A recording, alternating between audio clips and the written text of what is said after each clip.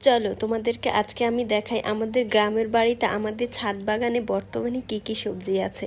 ছাদ বাগানে যাওয়ার পর নীলপদ্ম তো অনেক বেশি খুশি হয়েছে। আসসালামু আলাইকুম, কেমন আছেন সবাই?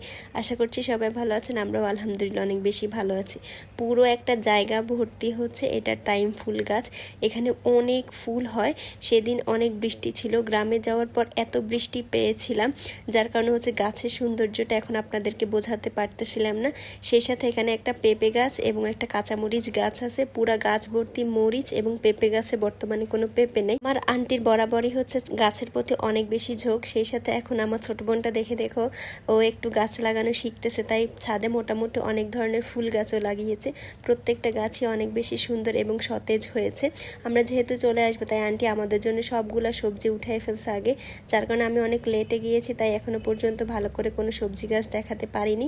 আর আরেকটা কথা হচ্ছে এখন প্রচুর পরিমাণে বৃষ্টি, বন্যা হওয়ার সম্ভাবনা, তাই ম্যাক্সিমাম গাছই হচ্ছে এখন মরে যাচ্ছে। সিজন প্রায় শেষ, তাই তেমন কোনো গাছ নেই, যেগুলাই আছে টুকটাক সেগুলাই হচ্ছে দেখাচ্ছিলাম আমি। কাঁচামরিচ গাছ, করলা গাছ, সিম গাছ, বেগুন গাছ, অনেক ধরনের সবজির গাছ আছে আমাদের। তো এখন দেখবো আমরা বরবটি গাছ, এখানেও মোটামুটি অনেকগুলা সিম ধরেছে এবং শেষের দিকে প্রায় এই সিমগুলা আন্টি প্রতিদিনই কিছু না কিছু সবজি তুলে রান্না করে, তাই আমাদের বাহির থেকে নিতে হয়নি। তা আন্টি আবার বেগুন নিয়েছে আমাদের জন্য, কাঁচামরিচ, ঢেঁড়স এগুলো আগে তুলে ফেলেছে, যার কারণে আমি অনেক লেট হয়ে গিয়েছিলাম। আর এই যে বেগুন গাছে এখনও বেগুন ছোট ছোট, তো বললাম না যে সিজন শেষ, তাই হচ্ছে গাছের সবগুলো ফলও মোটামুটি শেষের দিকে চলে এসেছে।